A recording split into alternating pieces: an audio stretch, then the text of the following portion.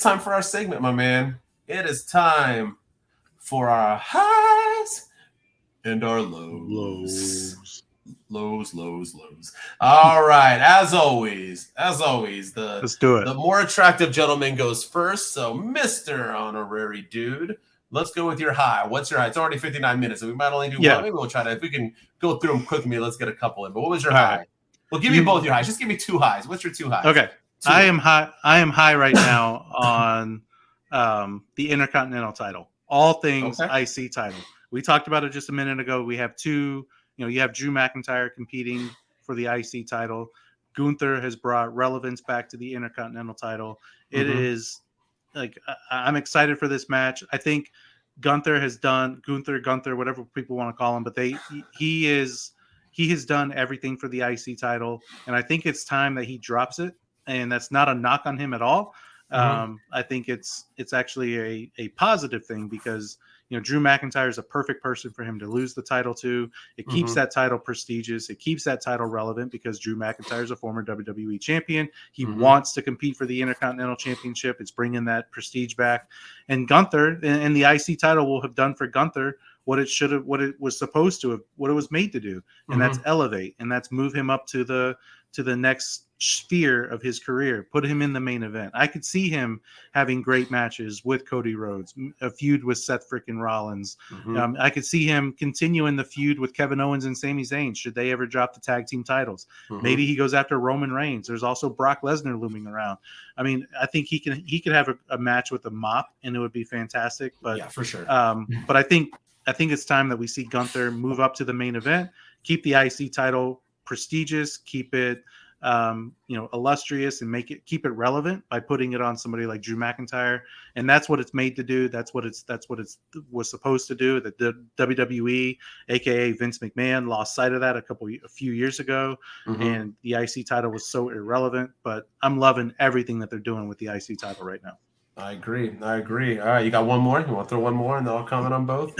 Yeah. Oh, you just want to do that? What are you doing? Yeah. What's your other? Yeah, my other high. I'm high on Logan Paul. I am. I haven't been as big of a Logan Paul fan as other people, but I'm high. I mean, he hasn't had a bad match yet. Him and Ricochet at SummerSlam. That's what it's looking like. It's going to be. It's going to be fantastic. I think Logan Paul, he brings it every night. I wouldn't have been mad if he won Money in the Bank. So I'm very, very high on Logan Paul. I think it's, he is doing big things in the WWE, and I think it's a matter of time before he wins the title. All right. Well, cool. You gave me just one because I'm going to start. Well, I'll comment on both, but number one, I agree. We talked about this before. This IC title finally feels important again, and as does the United States title with Austin Theory. I mean, they feel important. They feel like there's something. I'm assuming Bobby Lashley will be coming back soon and getting into this. And I really do. I agree with you. I think it needs to be Drew taking it and Gunther moving on to bigger and better things. Yes. And maybe we get a Drew and a Lashley, or we get anybody else. But I mean, I would love to see Gunther and Seth Rollins. You can take my firstborn. Just kidding. But you can I'll sign me up for this. I mean, it is like beauty in the making. And my other, so that high, your other high was one of my highs, Logan Paul. The dude is getting better at promos. He cut great promos. He was great on the Grayson Waller. You didn't talk about that. I thought you were going to. Yeah, I should have. And finally, that would mean the Grayson Waller started to get better now. That last one was good. Logan Paul did his thing. I mean, I thought he's a star, man. He knows what he's doing. He knows how to piss people off, but he brings it. And now he's going to wrestle at SummerSlam. So now he's being consistent. I'm telling you, I was not a Logan Paul fan before. I still can't stand his brother.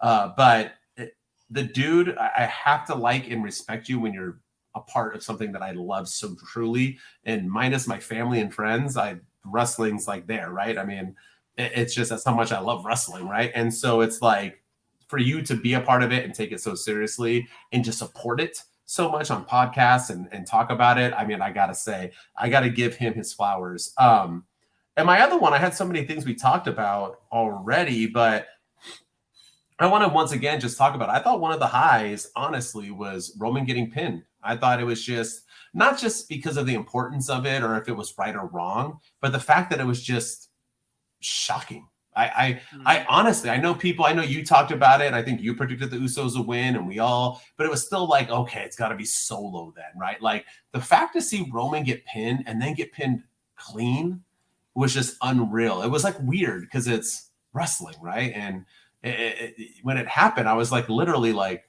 shit, like Roman just got pinned like from a splash. Roman just got pinned from a splash. Roman and Solo did a combination of a spear and a Samoa spike onto Jey Uso and pinned him instantly, and he kicked out. And you're going to tell me Jey Uso ain't a star? It was just an insane moment, and so Roman getting pinned also had to be one of my highs. Yeah, no, I mean, we talked about it. It was fantastic. I loved all of that stuff. I mean, the low blow from Jey Uso when he kicked out to pinning him the exact same way he pinned him when Roman debuted, and it's just it was all good stuff. I loved all of it, and I mean, it was picture, and I did kind of like. I know that it was kind of cheesy watching it at first, but getting Sami Zayn's perspective on it before the match started too, because he's a big part of this whole bloodline story, and he talked about how this match meant something to him and how it felt really personal for him, and I do like that WWE keeps alluding back to Sami Zayn. They haven't forgotten about his part in the bloodline at all. Yeah, everything has been. I mean, even in the turn when Jey Uso was going to fall in line before he decided to super kick Roman. I mean, there was a stare down with Jey Uso and Sami Zayn backstage on SmackDown, and all of this stuff has been great, and I want to see where it goes. I'm curious to see what happens with Tribal Court. I can't wait. And is Jey Uso the new Tribal Chief? We'll see. We'll see what the elders say. We'll see. All right. What's your low? You want to do 1, 2, whatever you want to do? Yeah, I'll just do one low. Right. What's your low? And you kind of said it with I talked about the IC title, and you said that the US title still feels important. My low is the US title right now. All right.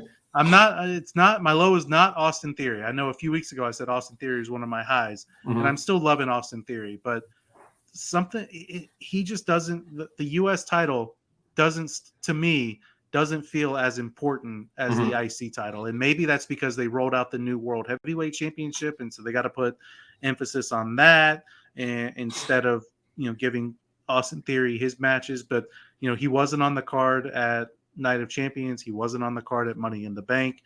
Yes, he's going to be having a feud with Sheamus most likely for the US title, and that's probably going to be a match at SummerSlam, and I have no doubt it's going to be a great match, but it just kind of feels that the US title is not as important. I mean, Austin Theory looked like $1 million against Jey Uso a few weeks ago on SmackDown, and then he had an incredible WrestleMania match against John Cena.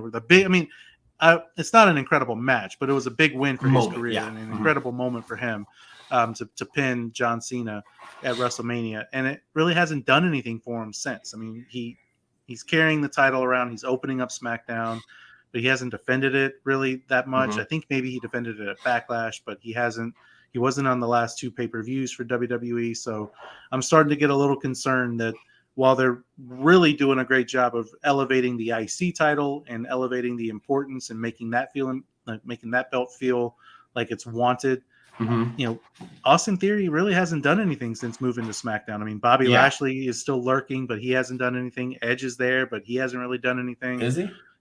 Sheamus is a good opponent for him, but I don't know. The US title for me is one of my lows at the moment, and it's not Austin Theory. It's just the way it's being presented. When you say that now, I agree. I agree with you. For one, it does not feel as important, but who feels as important as Gunther right now? So, that's just, it is what it is. But I do have to agree because he's not getting the same rub. I mean, he is going to wrestle Sheamus, so I do like that. But you are right. He kind of feels secondary, and he should feel more important because he's in the brand where his champion doesn't wrestle. So his should feel more important, not the IC title where it has competition on his belt on SmackDown should have all the love in the world. So I agree with you. All right. A low. And I'm hoping, I think a low is a little low, but I'll give all right. Yeah. Well, it's not Austin Theory that I'm low. It's just the US title in general. Dude's getting buffer and buffer every week, right? Yeah. Or is he just oiling up more? I don't know. And I'm really hoping that he cuts a promo because he's the last one to pin Jey Uso. and Jey Uso just pinned Roman Reigns. So I hope he cuts a promo on SmackDown and talks about that, because I think that's a good notch in his belt. But yeah. They got to make the U.S. title feel as important as the IC title, and right now it's kind of feels like that third title, like the Raw, like the women's tag team titles. It's kind of been on that level for me. Oh, yeah. All right, my low, because we got to go quick. It's John Cena. I was going to talk about how there was no KO and Sammy on Money in the Bank, but I'm going to talk about John Cena's promo. Dude came out, and I know Santy's somewhere in the world and other John Cena fans are somewhere right now killing me on this, but it wasn't John Cena. I'm not giving John Cena the low. I'm not giving the return a low, because it was once again out of nowhere and popped out of the blue and cool moment. It was everything after. He came out, babbled about God knows what, then talked to the crowd about how he's bringing WrestleMania there, which he probably almost 100% is not. And I'm pretty sure Triple H supposedly shat on it afterwards. I need to figure out where to watch the after show stuff, because I can never find it. I just it shows up on Peacock. Yeah, is that okay? So maybe I should watch. I mean, does it stay on there? I gotta watch them, because I think it does. But you gotta like search for it. But okay. It plays automatically if you watch it live. But I don't. That's the problem. Yeah. But it was just really stupid. And then you had Grayson Waller come out, and you're like, okay, cool, Grayson Waller. And, Grayson Waller's finally a bad guy again. He cut a pretty good heel promo, but John still did what he normally does and talked down to him and tries to make him look stupid. And then he gets the comeuppance on him and leaves. And I thought, if you have a show where you don't have your women's champion and your tag team champions wrestling on the card, but you had enough time to put John Cena on there for 25 minutes to talk about did that put more butts in the seats? Did that put more viewers? Did people start watching on Peacock all of a sudden? Like, people were calling their friends like, hey, John Cena's on. Like, that literally did nothing for anybody. I thought it was stupid, made no sense. And then the show, if you cut that out, the show only goes 3 hours, which is like perfect. So and if you if you take that out, Kate, there's no it doesn't do anything to the show. It doesn't hurt the show at all. It literally like that whole segment served no purpose, in my opinion. And him saying he's going to bring WrestleMania to London, and how we should bring WrestleMania to London.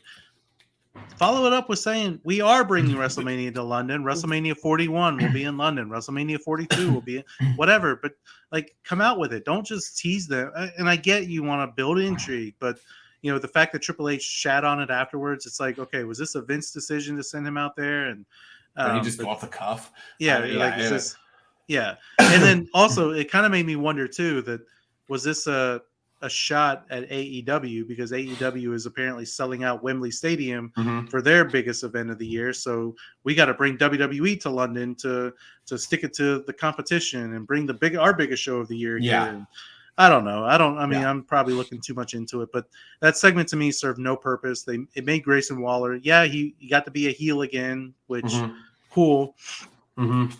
But and then it started turning into, let's bring WrestleMania to Australia. Let's bring WrestleMania to London. And it was just, I don't know. It was just a stupid segment. And then John Cena F5 or FU'd him or attitude adjusted him. And that's the end of the segment. And again, served no purpose whatsoever at all. None.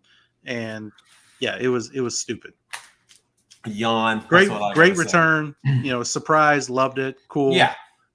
But what was actually said and what was actually accomplished in that is what I'm low on. So I agree with you on that. Same thing with John. Always the same thing. But anyway, we're jamming up, because tomorrow SmackDown's going to be hot. I'm assuming Raw's going to be hot. We'll be back to our normal summer schedule of Tuesday at nighttime again for WWE. No holidays for us this week, but